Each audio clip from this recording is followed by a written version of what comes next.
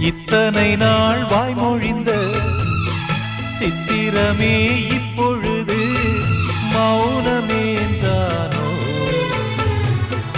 மின்னலென மின்னிவிட்டு கண்மறைவாய் சென்று விட்ட மாயம் நீதானோ? உன்னால் வந்த காதல் உன்னால் தானே வாழும்.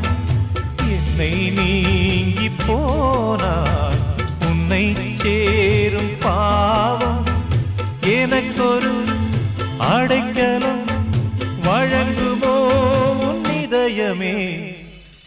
அன்பேவா அருகிலே என் வாசல் வழியிலே உல்லாச மாளிகை